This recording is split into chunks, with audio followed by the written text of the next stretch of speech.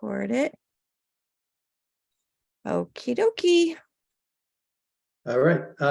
I'm Larry Fallon. I'm co-president. That was Maggie Worm, the other co-president. And tonight is our third annual virtual house call with Dr. David Lieberman. And the agenda for tonight is I'll just discuss a little bit about RS Angels very briefly, talk about tonight's format, and then introduce Dr. David Lieberman. So RS Angels, it's been around here now probably for about 40 years or so. We are all volunteers, we're all parents. Throughout our history, we've had, I believe, board members or active involvement from just about every state in New England, except for Vermont, as far as I know.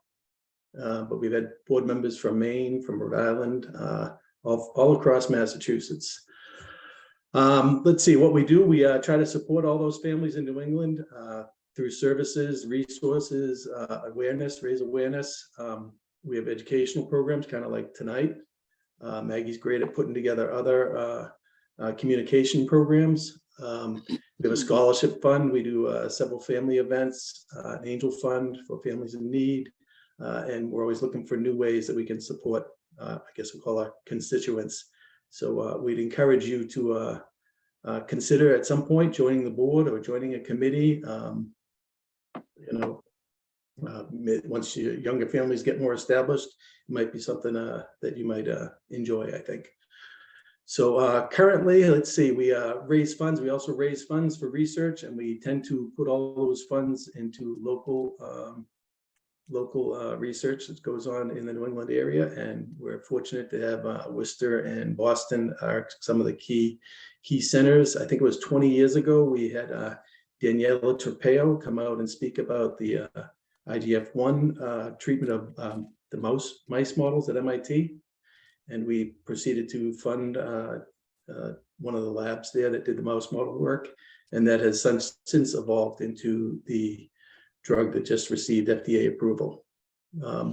We collaborate with at least 6 different Rett organizations, including RSRT, RettSyndrome.org, Girl Power to a Cure, and several other organizations. And we work real closely with Boston Children's Hospital, the Rett Clinic there, and the Research Center.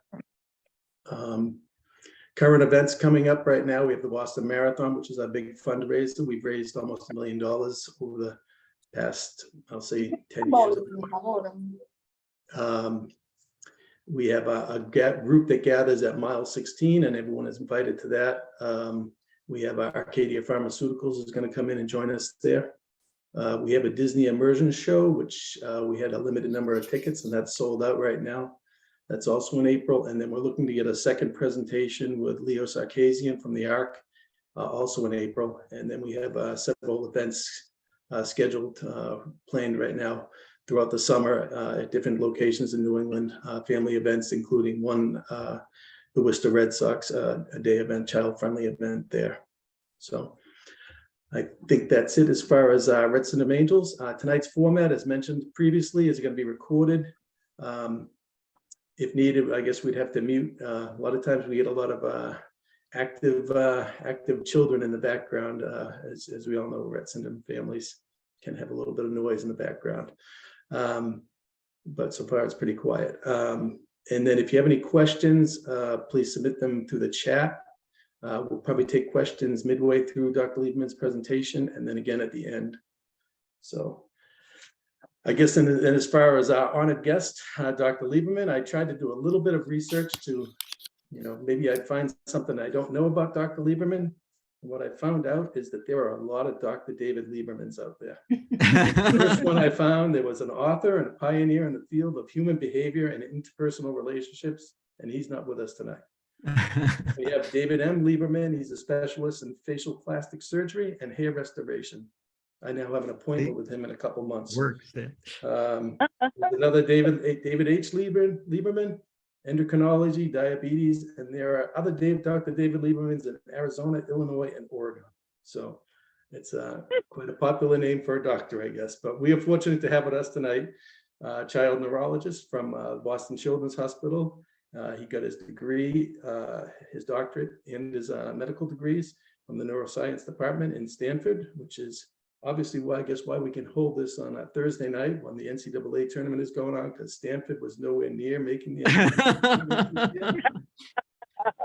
He came to Boston in 2015, and he's the director of the Rett Syndrome program at the Boston Children's Hospital, where he services 200 patients with Rett syndrome or similar disorders. So with that, I will stop sharing and turn it over to you, Dr. David. Thank you. All right, Larry, thank you for that introduction. Let me find my...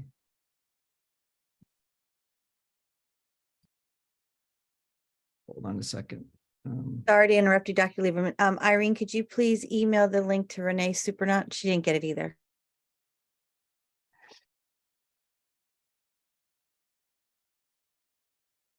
Okay, I think I got the right one this time. You see my slide? Yes. Okay. All right. So yeah, so I'll go through this. There's some detail with some background, but we'll try to get enough time to answer people's questions midway and then towards the end. I'm just going to start one brief statement about just for those who kind of haven't been to the clinic for a while. We have clinic sessions Monday afternoons, Wednesday mornings. That's when I'm at 300 Longwood. I have clinics Thursday and Friday mornings at 2 Brookline Place. That's the new hospital there, just about a mile from the 300 Longwood site. And that's also where we are doing a lot of research studies with the EEG and evoked potentials with Dr. Fagiolini and Dr. April Evans' lab. But we don't have things like EKG at that site, but for most of our affiliated staff are still at 300 Longwood. I go out to Waltham. I didn't put that in once a month on a Monday, but we have all these other specialists that help us with our clinic patients. We're trying to add on some more physical and occupational therapy consultations that might be part of our your visit with us for your session there. All right, so just to start off with, right now, we're managing Rett syndrome using a lot of different medications or therapies to target a lot of different systems that we know are impacted in our girls, women, boys with Rett syndrome. So we have a number of anti-epileptic medications. We have GI medications. We target nutrition, movement disorders, autonomic dysfunction, scoliosis, bone health, cardiac, sleep, PTOT, and speech. We don't have any medications that target some of the most important symptoms that we want to see targeted for Rett syndrome. So this is a survey that came from externally led patient-focused development meeting with the FDA back in March 11th, 2022. And if you look at it, communication is the highest. That's one aspect we'd like to see in a new therapy. Impaired hand use, repetitive hand movement, that should be targeted, and mobility balance issues. Those three things, are also part of the core features of Rett syndrome. Regression in speech, regression in hand function, and gait apraxia or gait difficulties. So we're, what we're looking to see is if this new medication, and I'll refer to it as Trofinetide for most of this talk. Debut is the new brand name for it from Acadia, but Trofinetide started with this NNZ from Neuron Pharmaceutical in New Zealand, 2566. It's its compound name. So it is this is its chemical name. It's a methylproline substituted glycine proline glutamate. So it's a 3 amino acids.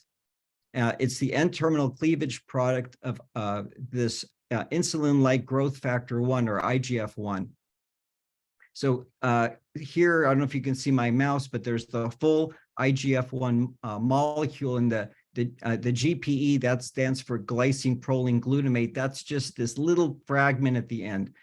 Now, this little fragment at the end does not bind to the same IGF-1 receptor that IGF-1 does.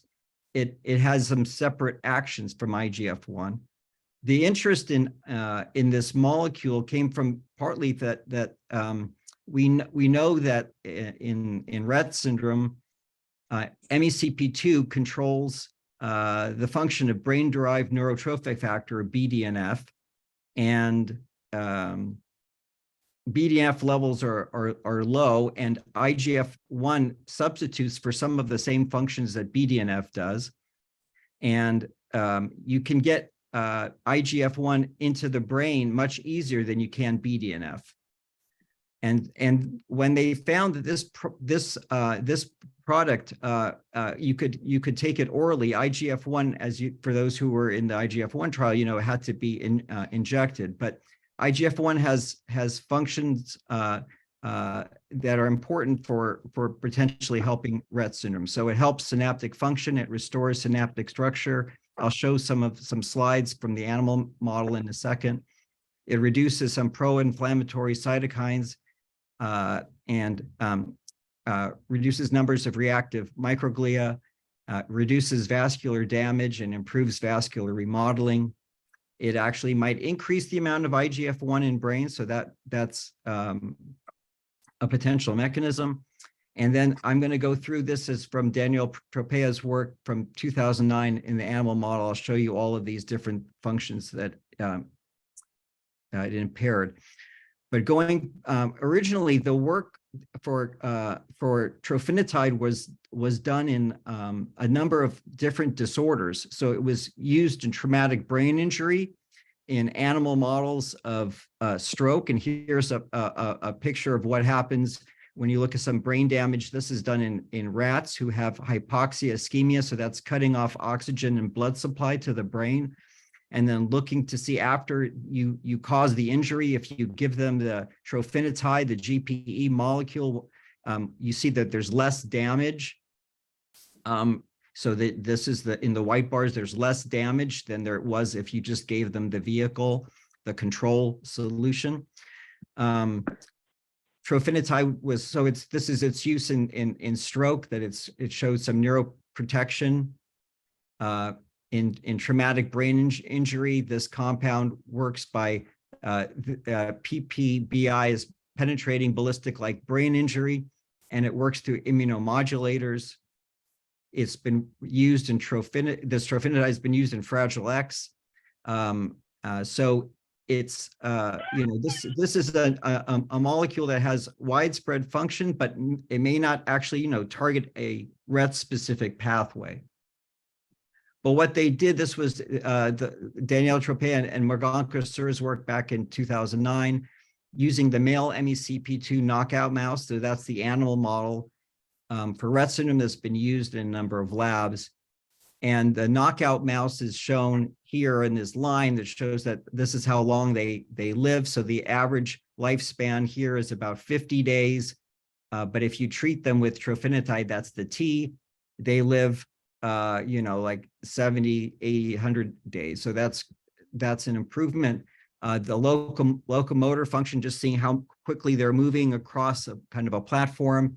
The knockout doesn't walk as well as the wild type mouse, the one that doesn't have the genetic alteration. If you give them trofinetide, that knockout mouse starts to walk better. And so they've also looked at things like markers of synaptic connections. The PSD is the postsynaptic density, where the synapses are made. So there's smaller amounts of that in the knockout, and it can be reversed to some extent with trofinetide. So all of these things were shown to be improved in the knockout mouse. I jumped to the phase 2 clinical trial. This was back in 2014 or so, 2013, where they first did this Rett 001 in 16 to 45-year-old women with Rett, using first 35 milligrams per kilogram given twice daily. And then they tried the higher dose at that time, 70 milligrams per kilogram twice daily. And they saw that there was some benefit. It was a small study, only 56 patients in that one.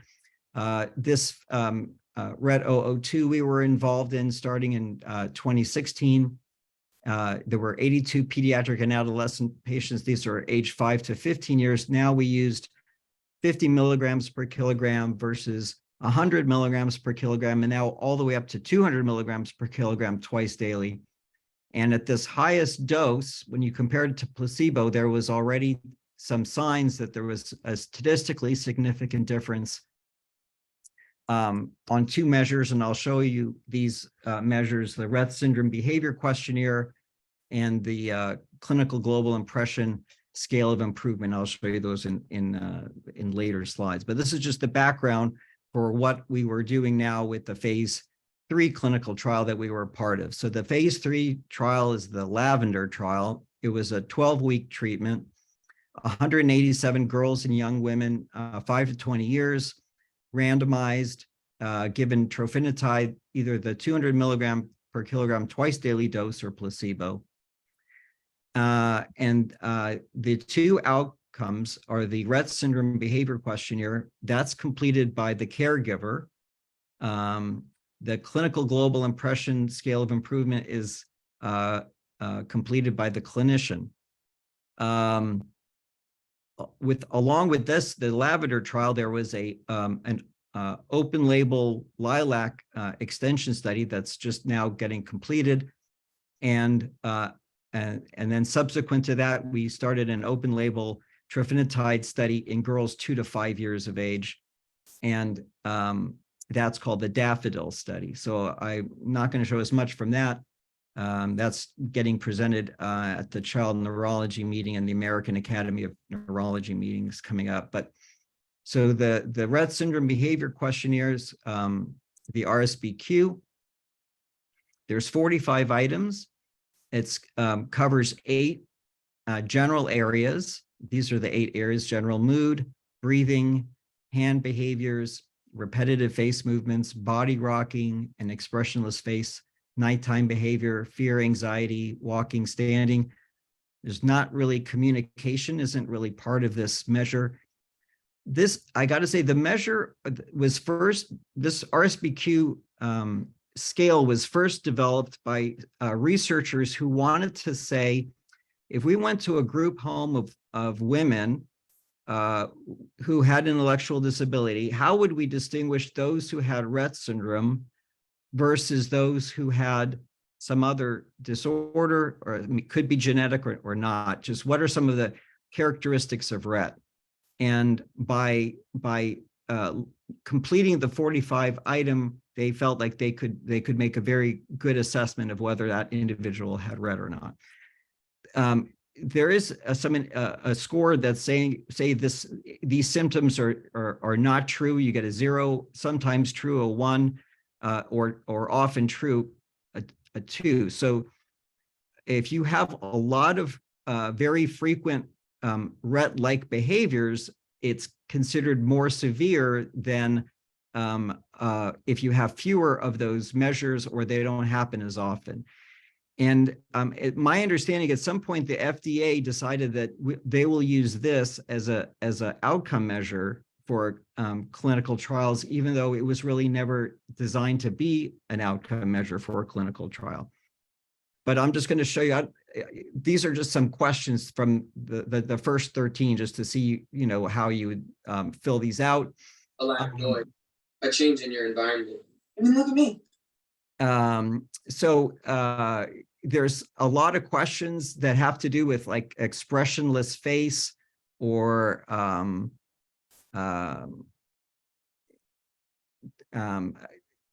trying to see some other ones. Anyway, they repeat similar questions throughout the questionnaire.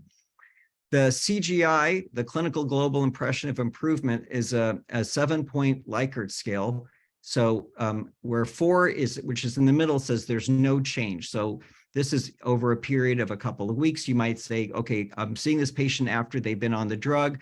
Do I say there's no change? Do I say there's a level 3 where they're minimally improved, which indicates kind of a modest level of improvement? Do I see them a level 2 much improved, moderate improvements that are clinically significant, or 1 very much improved, which is marked improvement across settings and across multiple dimensions? So, 1 would be, the home run. That's like your drug has really done a tremendous amount. Then there's, of course, the other way where something could be minimally worse, much worse, or very much worse. Okay, so here's the data for the trofinetide trial, and I'll go show you some other figures that kind of summarize this again later. But this was baseline, and the black bars and the blue, the black is a placebo, the blue is trofinetide, and they're kind of overlapping here when we go from baseline to week 2, and then they start to separate. And this one is on this part here is the Rett Syndrome Behavior Questionnaire. So these are changes on this axis here from baseline. So if you have the more negative your score, that means you're having fewer of those Rett-like behaviors. So that's an improvement. So in the placebo case, at the end of a 12-week period, the average patient dropped about 2 points in the RSBQ score, whereas the patient with Rett syndrome who was treated with trofinetide dropped about 5 points. And so they say that's a statistically significant difference here. They show it, what the effect size. And similar when you look at the clinical global impression of improvement, this scale's a little, I have to explain what this was. So here's 4 at the top. 4 is no change. And which they don't show down here, if you go down a little bit further to 3 would be minimal improvement. And so from week 2 to week 6 to week 8, you see there's a separation between placebo again, which is the black, which, just it's not 4. So there's some small degree of what we call the placebo effect. Everybody says there's some benefit of going across, but it's pretty stable across time from week 2 to week 12. And if you look at trofinetide from week 2 to week 12, you see that there's like this kind of very steady improvement, but it's approaching the 3, which is minimal improvement. All right, let me just show, going back now to the RSBQ subscores. So these are, I'm mapping here those 8 areas that we mentioned or kind of covered by the questionnaire. And if it's right here along the 0 line, that means no change. So even though there's this wide, the average shows a little bit of improvement in general mood. On average, it's not, a lot of these are not going to be statistically significant, but there's a trend in all of these that there's some mild improvement with general mood, breathing, hand behaviors, repetitive face movements, the body rocking, nighttime behaviors, fear, anxiety, and walking. So, there's we basically would say that when we look at an individual patient, it's not like they have necessarily all of these improvements in all areas. So, but so in any individual patient, they might have more improvement in breathing than in hand use, or vice versa. And so these were the numbers. I'm just going to leave these here for a bit, showing you the Rett Syndrome Behavior Questionnaire differences and the clinical global impression of improvement differences. And just going to say the important things to mention during the trial is what was the discontinuation rate and what were some of the adverse events, and I'll show you that in just the next slide. So about 20% discontinued due to diarrhea, and the overall discontinuation rate was about 46%. And these are the side effects. So with debut, with trofinetide, 82% of participants in the phase 3 Lavender trial had experienced diarrhea. Now that could even be just a single episode of diarrhea, because that's what counts as an adverse reaction. Whereas at 20% of patients who had placebo experienced diarrhea. The next most frequent side effect in the trofinetide trial was vomiting in 29% of patients, and that's still a fair amount higher than the 12% in placebo. And then the rest: fever, seizure, anxiety, decreased appetite, fatigue. And some of these, the fever and nasopharyngitis, remember this was conducted during COVID, so that that you can't always be sure we have to list it as an adverse reaction. Patient could have just had a cold or just a fever, but the diarrhea and vomiting are definitely some prominent features. So let me just take a pause here, and let's try to see if I can help answer any questions people have. There's a question, Dr. Lieberman says, do we have any data on the side effects?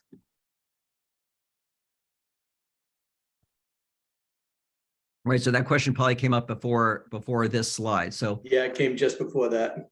So let me see. I think I have something I want to show you here. Just this was some other. This is in their package insert for debut. So they give you a little bit more detail that says in the 12-week study, that 49% actually have persistent or recurrent diarrhea. So like I didn't, I'm going back here, I can just say 80% had at least one episode, but at least 49% had persistent or at least a recurrence after resolution. So that's, and then there's the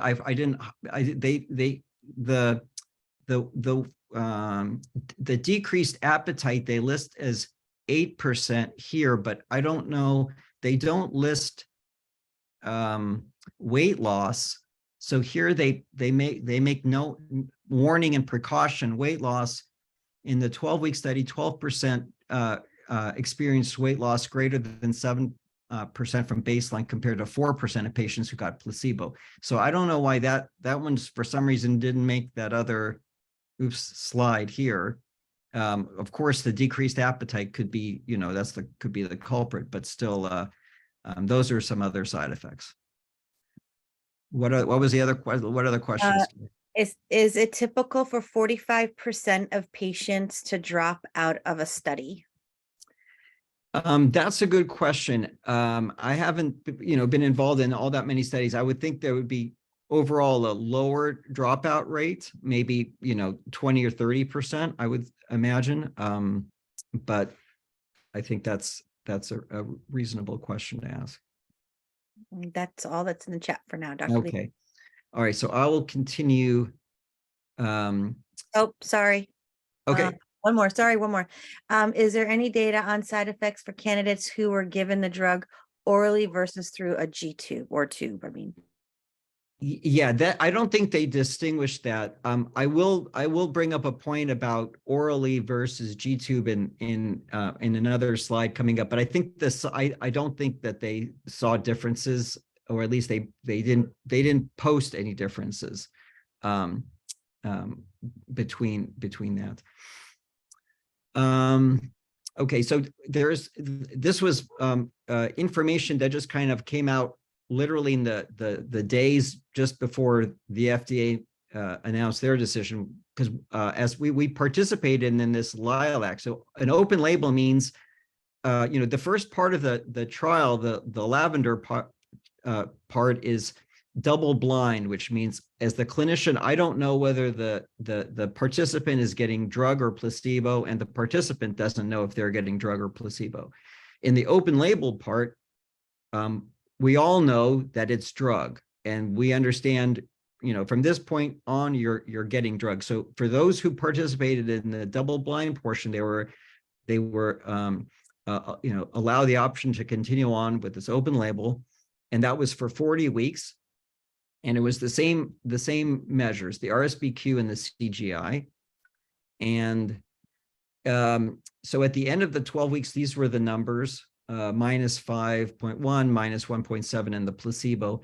And the numbers, continue to show improvement. Again, a higher negative number on this Rett Syndrome Behavior Questionnaire means fewer Rett-like behaviors. So it's from baseline.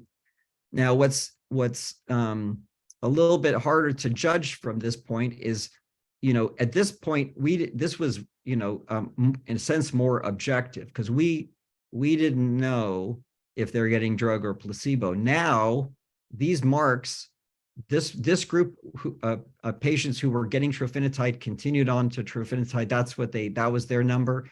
Those who were on placebo got their trofinetide. This was their number. But all of these measures are now with the understanding that you're on drug. And similarly, the CGI, the clinical goal of impression of improvement, again, now you see shows a continued pattern of improvement, where now it is 3 again, which is on the 7-point scale is minimal improvement. But again, with this is with the understanding that the patients and their families, they're on drug, and as a clinician judging them, we're understanding that they're on drug. And this is, again, also something from the package insert. So like, I think if you get your container, you might, if you open up the information, that little white folded package, that this might be in there. I haven't seen it yet, but this is what the company distributed. This is the CGI scores. So this is looking at it a different way. All right, so we're looking at the percentage of patients who scored no change, and whether they got placebo or they got debut. So if you look at it, you're not surprised that 84% of placebo patients showed no change, or 81% show no change, because they were just getting placebo. They shouldn't change. But still, 61% of patients who got debut, the clinician judged no change.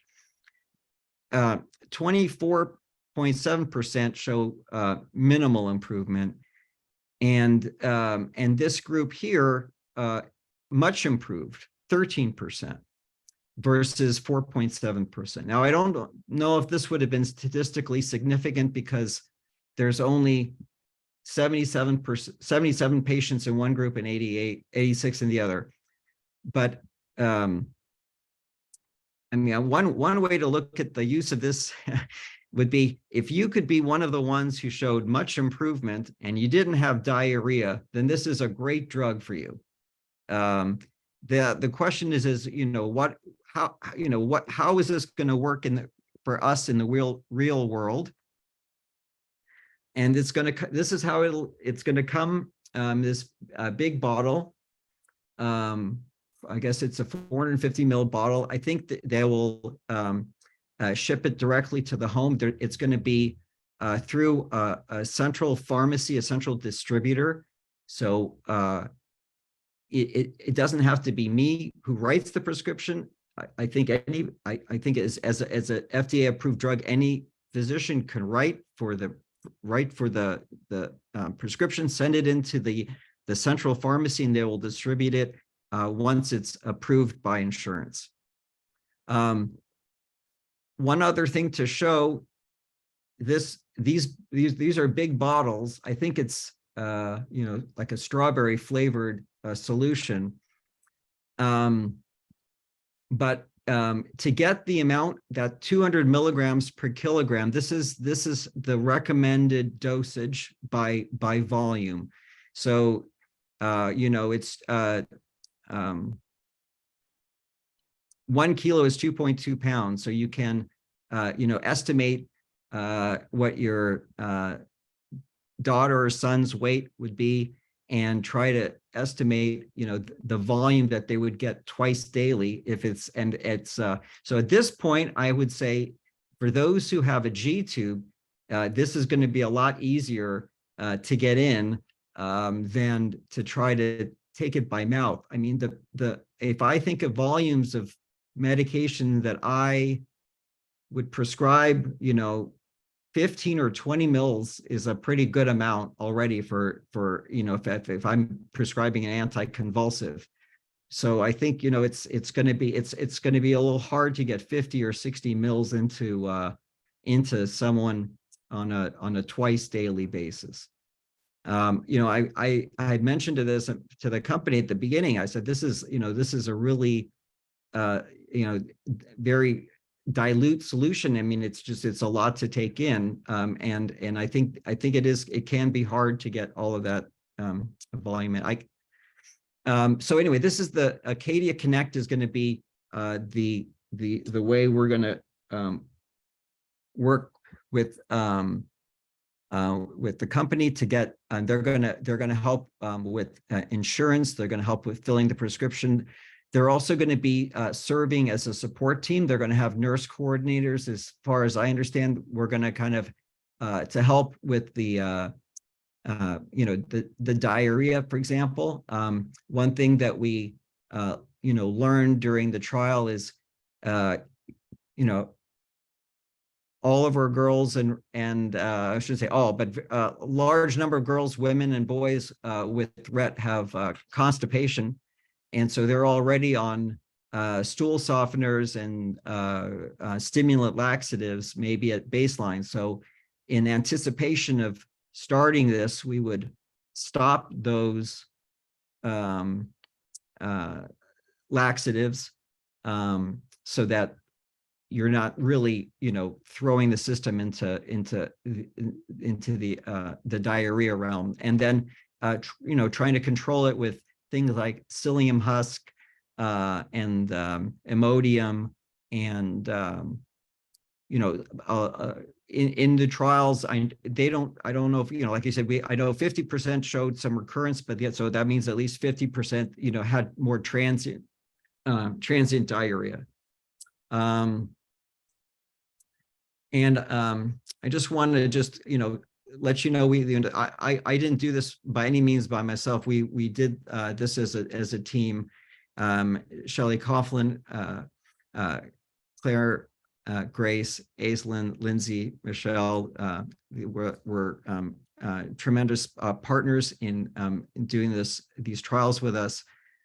And I also want to just thank the families who really put all they could to get through these trials and participate in this trials and many of our other trials. And I want to say thank you, and take the rest of the time to answer questions. Okay, so let's see. Grace has been answering some of them. One of the questions is there any thought of taking away the dye or sweetener? Have you heard also a possibility of a pill form? I have a feeling of the pill form they would have used if they could have. So certainly removing the dye and the sweetener, at least for those who could take it by G2, but also because there's I know that even for those, some of the girls might have problems just with the intense strawberry flavor. So yeah. Is there sugar in the formulation? Can a patient on keto diet take it? There's a sweetener in it. Yeah, that's a good question. I mean, they would have to I think they would have to see if a future version of it would have to be compounded in a different way. Oh, somebody just, okay, so Grace has helped me out. Thank you, Grace. Right here. How about, what are your thoughts? Oh, sorry. What are your thoughts on ramping up the dosage slowly?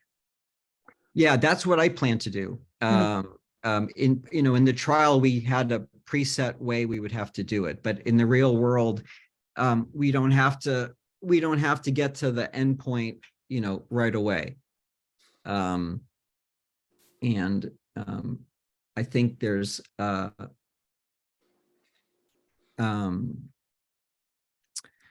what did I want to say?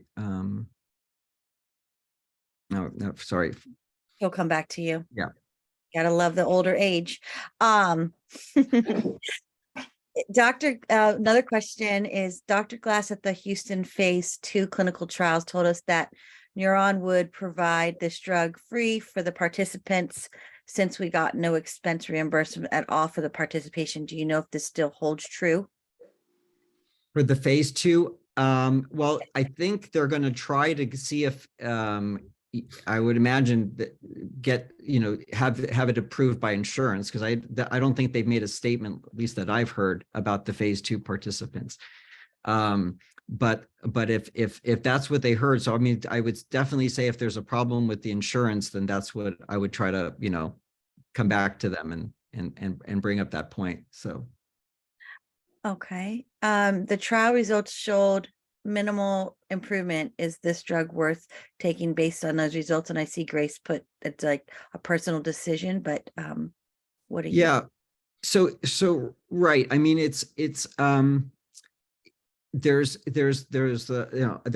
good risk of side effects, and there's on average, I think what we would say is a minimal improvement, but could be an improvement in right now in areas that you don't see improvement in with current drugs. So that's the difference between all those medications I showed on the first slide that people might be on already, and comparing that to what this treatment offers. But I can't predict how exactly that, how one individual is going to respond in terms of their benefit versus their side effect. So one way to look at it is if you want to try it, I would consider it just like we try any medication that for whatever symptom we're trying to target. We would say, let's start slowly and we'll go up. We'll get to a target dose where we think it should be. We will leave it there for, if we can do it for 3 or 4 months to just say, are we seeing benefit? If you can't do it that long, then what dose can we keep at? And then do you see a benefit at that dose? So if you don't see a benefit from the drug, I don't see a point to continue it. But if you're seeing a benefit, then you have to say, is it now, are the side effects manageable? So that's going to be hard to predict on a case by case basis. Sure. If a family is interested in starting on the drug, what next steps should they take? So they should let Grace and I know that they're interested. And I can talk to, individuals about it more on a one-to-one, basis. But if you want to, get started before, let's say before our next clinic visit, we could, we send in the prescription and the company sends it out. But then we would, between the patient and the family and myself, we decide what the dose escalation should be. Okay. I think I missed one way earlier. It says, I think RSBQ NCG I can't read it, my glasses are bad, probably have some inherent subjectivity due to reliance on humans answering questions based on observation. Were there any other less subjective measures of the effect of debut clinical trials? But that's why the placebo, if he gets working it out. Yeah, well, we're trying to develop other more objective measures that we'll use in future clinical trials. But for those, there were other measures that I don't have all the data because they haven't published it yet. But like there was a communication assay that we did by having the participant look at either pictures or drawings of objects or food, and to see what their communication was like at baseline versus after they got the drug. And it was, we scored it, and it was either whether they were able to do it in so many number of trials. But I don't have that data to show. But most of it is, is what you saw, kind of the caregiver measure and the clinician measure. Okay, great. We have a few more. Have you heard any anecdotal improvements not necessarily reflected in the study results? So I can't disclose, like, as the clinical trial leader. I'm not supposed to talk about my experience, like as the clinician, or my patient's experience, but certainly because I signed a non-disclosure agreement with a company. But you guys can, but patients can, come forth and talk about it. But I mean, I think we'll hear also more about it, because we had our group versus the national group to hear about what's happening, what other participants' experiences were in the trial. I know, I think IRSF is having different kind of discussion groups about this moving forward. So. Okay, great. And do you know how folks can find out if insurance will cover any of the costs of the drug? Like, what is the cost range? And has anyone looked into Mass Health covering it yet? I think people are working on at each different, insurance company is probably going through it now. I have no idea how long all of that process takes. I mean, the company says that they're going to accept prescriptions for it starting April 17th. So I don't know if that means that between now and then they will have, like, they'll already know which insurance companies are going to accept it, which ones aren't. And also, it's also, just because insurance companies aren't accepting it right away, sometimes they will. I mean, I've seen this with other drugs that have come out. They kind of, with more time, if they're seeing that there's more demand for it, then insurance companies might agree to cover it. So Mass Health has 90 days from the day it gets FDA approval to do a public hearing and meeting, and I guess make an initial ruling. Yeah. So then, I mean, so that obviously will not make it by their April 17th. Yeah. So time. 90 days from March 10th. Right? Yeah. Yeah. Any guesses at when the next treatment for like ketamine might get FDA approval? 2 years, 5 years, etc.? Oh, well, we're still waiting on the ketamine data, first of all, to begin with. And I don't, that was a kind of an incomplete trial because we had tried to look at 4 different doses of ketamine and we only got through the first 2. So we're still waiting for that data, but, so there we may need to go back and kind of continue that ketamine trial if there's some encouraging data from the first 2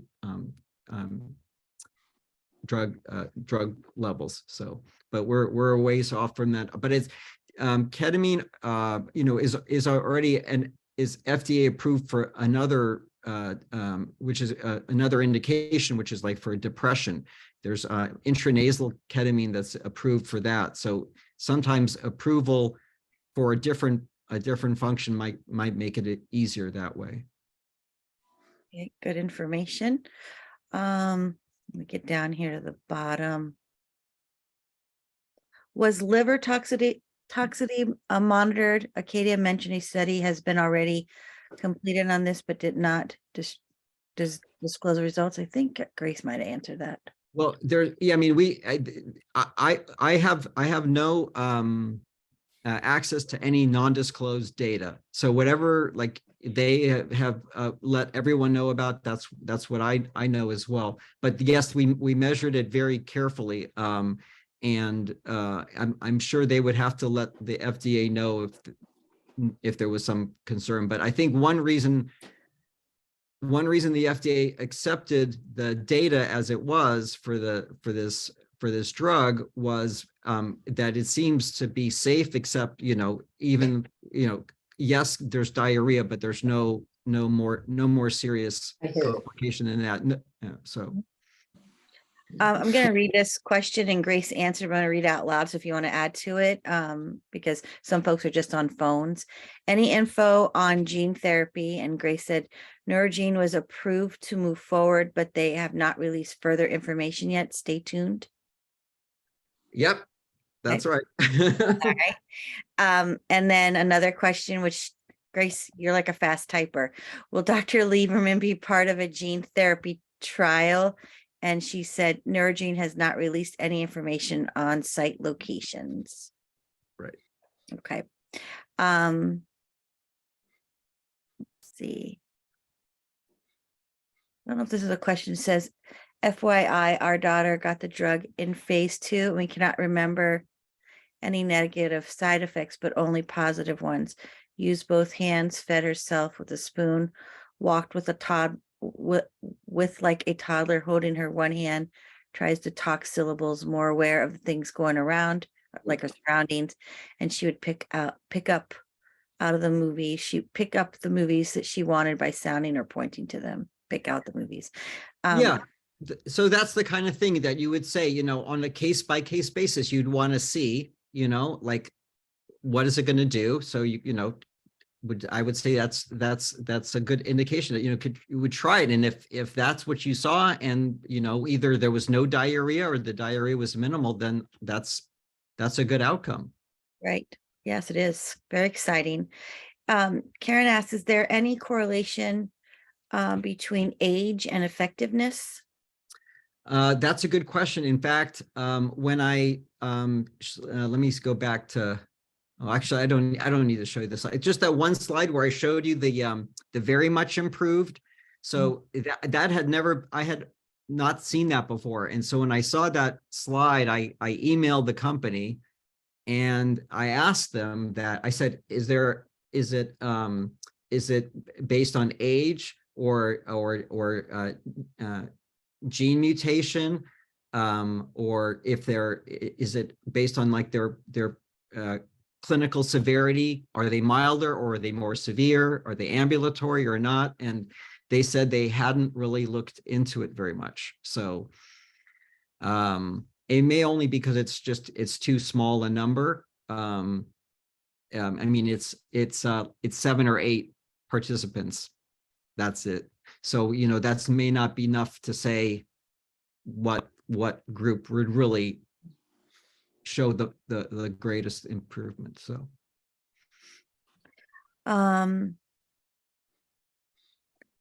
of the 45% that dropped out of the trial, how many were taking the placebo versus the drug? I don't know. That's all I got, that number. So yeah. Because there's probably, people, people from placebo can drop out because you can drop out just because you're like, I'm tired of going to the hospital each time for this, or I'm tired of filling out these surveys. Like, how many times do I have to fill out the survey? And so that happens too. So good point for sure. I think that's all the questions. I hope I didn't forget anybody. Apparently need my glasses checked. You want to add anything else, or does anybody else have any questions? You can type it in the chat. I'll say this. I mean, I guess I would have hoped for, more impactful benefits, but one way to look at the FDA approval of this drug is that it is a sign for other pharmaceutical companies that that we are that the Rett is a disorder where we have a patient population willing to do the trials, willing to to fill out the surveys and take the time, and where you can see a benefit. So other companies may say this is an area we want to move into. So, that's competition is a good thing. So, and this is something that, that at least is now an FDA approved product that you have available to you. And I'm here to answer questions. So yeah, you can get in touch with me, or, schedule some calls as we decide to start the medication. And just for folks to know that Dr. Lieberman's email and Grace's is in the chat. So if you go back to the recording, it's in there as well. But yeah, I think it's very exciting as well. And, I know majority of the families on the call, and, it's wonderful to see that the voices and awareness to Rett syndrome is really being heard. And it's just so exciting because it's been a long time coming. Yeah. I guess I'd like to thank you for joining us tonight, Dr. Lieberman, and Grace for the help there too. Yeah, I know it's been a long time coming, and it may not be like the overnight cure that we wanted, but it looks like it does offer some benefits maybe for the right patient. So if a couple people can be better, and that's a good start. Yeah. So I guess anything else? I'll just sum up what we've got coming up here. We've got the marathon again on April 17th, and it's around 1 or 2 o'clock, Laura, probably, when we 1 o'clock when we meet, and we have our 5 runners come by throughout the day, and it's a lot of fun if the weather's nice. We bring a little food, we make signs, and there'll be, I think, 5 or 6 people from Acadia Pharmaceuticals there, including one of the runners from Acadia Pharmaceuticals. And let's see, what else do we have? Them, I think, on the 25th. We have our raffle. Our raffles. I'm going to leave that to you after. So before Okay. you leave the meeting, we have a chance to win this very fashionable Rett Syndrome Angels hat. And I put everybody's name in who signed up for this evening. And I will pick 3 names at random, and we'll see who will get a hat. Kathy, you have to be in attendance to win. So Kathy Schoner, are you here? Guess It's not. Kelly's mother, Kelly today. Yes, I Yeah. am. Did I get my hat? Yes, you won a hat, Kathy. Congratulations. Thank you, Marie. You will receive Oh your my hat. gosh. Maria Summers, are you here? Maria Summers? I don't see her, Maria Summers. No, okay. 2 more chances to win. Marilyn Sweetie. Here. Marilyn, are you here? Here. Sorry. Yes, Yeah, I'm here. Yeah, Marilyn is here. Okay, who else said they were here? Maria Summers. Oh, is Maria, here. you're here? Oh, that's I cool am. call. Oh, Yay. good. Okay, so the lucky winners are Maria Summers and Marilyn Sweeney and Kathy Schoner. Congratulations. Thank you. Sport those hats. We appreciate it. They're awesome. Good job, Ariana, making those. Yes, Uh, thank you, Marianne. I don't know We have Oh. a new model coming in for 2023. if yes, we do. I don't know if everybody heard, but also Leo Sarkisian from the ARC will be joining us again for April 25th, on April 25th at 7 for next steps, really talking about how to connect with your representatives at a local level and in the state to let's push more for Rett awareness. Like Dr. Lieber said, this is an awesome start, and just we got to move. We're just moving forward. That's it. Right, and your representative might be able to help push mass health, Correct. So it's all the more reason if you can reach out to your rep. Arcadia has offered, if anyone wants to, find out who their rep is, they'll walk you through the process. So if you want, we can provide your contact information to Claire Judkins, and she'll get in touch with you and give you any help you need to help get the drug pushed and paid for. So, I have to say, just from experience, if you're not familiar with what that looks like, you literally just call your local rep, make an appointment, and most likely you'll sit down with the assistant if they're not in office. But it was very simple and very easy. And then I just follow up with an email for thanking them for time. So I really encourage you to do so. and if you really want to be bold, I think it's an open format at Mass Health. And if you want to go in and speak your mind, you can do that too. And that's again, when April, when is that? The Mass Health, it's going to be within 90 days of Oh. March 10th. So we don't have a date on it yet.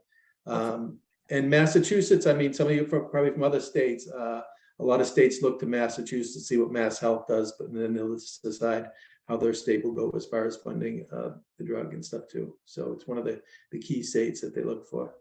So. There was a question put in the chat, Dr. Lieberman, about, do you know how much it costs if insurance doesn't cover it? You don't want to know.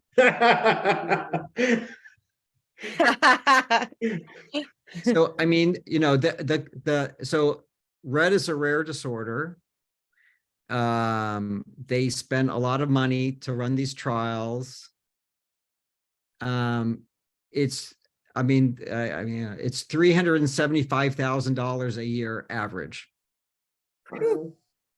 That's a house. That's for, I think, a 27 kilogram.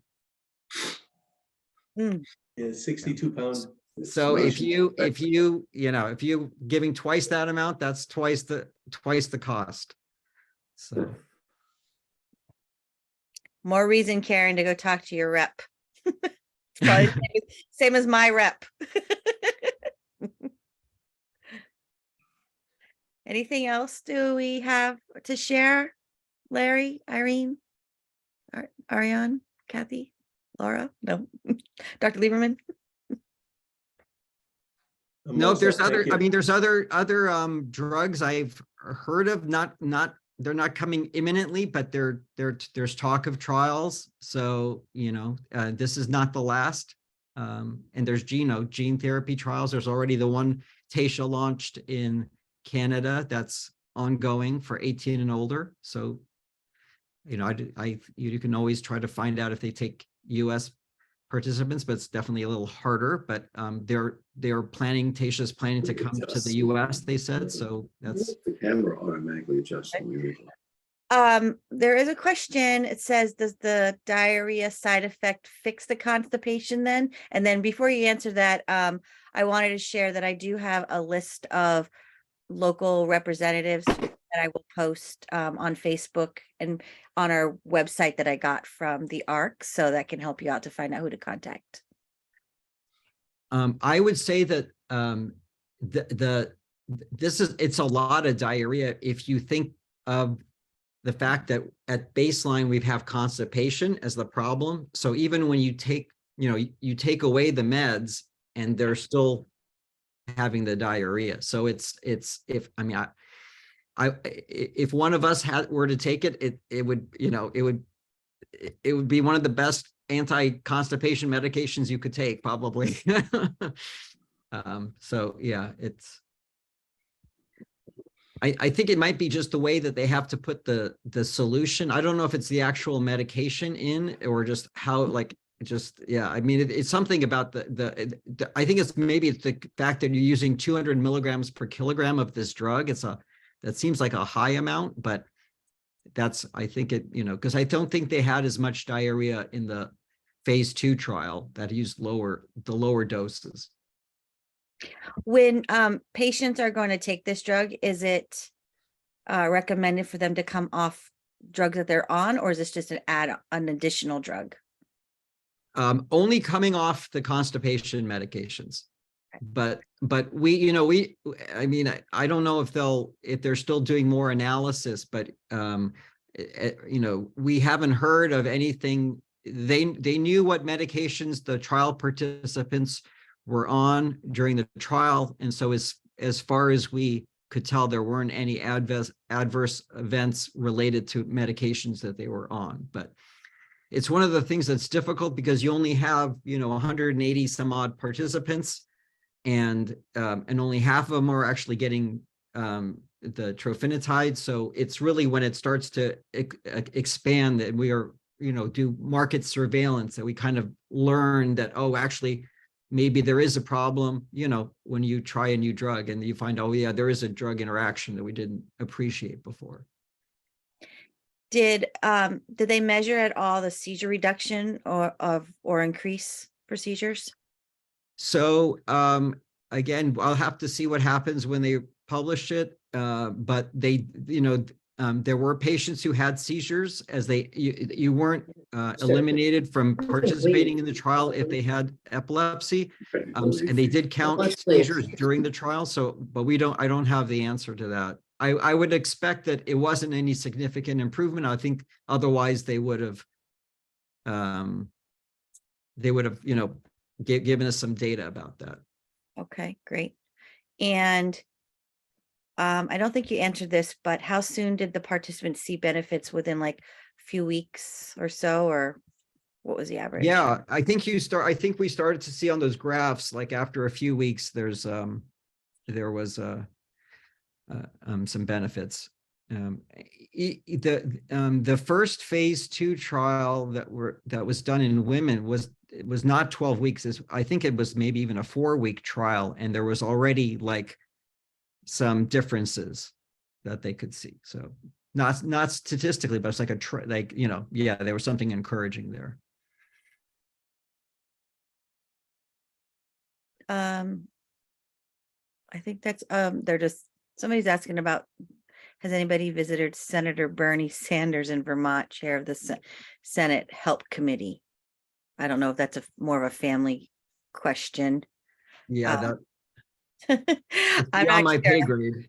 Yeah, that's I'm not sure, but that'd be great that if you want to join us on the 25th from the ARC. They're going to walk everybody through and to understand what it is and what is like the process to connect with your local representative, or some, in my case, there's several representatives, but so we're welcoming our families to join that. It is primarily for families, and Leo's expertise is for Massachusetts, but he does have information as well, and the guidance is overall, so it doesn't matter where you live, but he does have context for a couple of the other New England states, and we are working on for all of the New England states. And we'll put that information on our website and Facebook. Okay. Well, we thank you for coming. This is our biggest turnout yet. It's like a concert, Dr. Lieberman, all these people. It's awesome. It was really interesting. I was trying to mute everybody, and I had 3 pages of people. So anyways, I don't know if Irene or Larry, you want to say anything else? It's been a pleasure to see everybody, and we hope everybody has a wonderful evening. Just thank you all. Thanks for coming. Thank you. Thank you Bye-bye. all. Bye. Thanks, Dr. Good Lieberman. night. Good Bye-bye. night. Thank you, Dr. Lieberman. Thank you so much. Thank you. Good to see everyone. Thank you.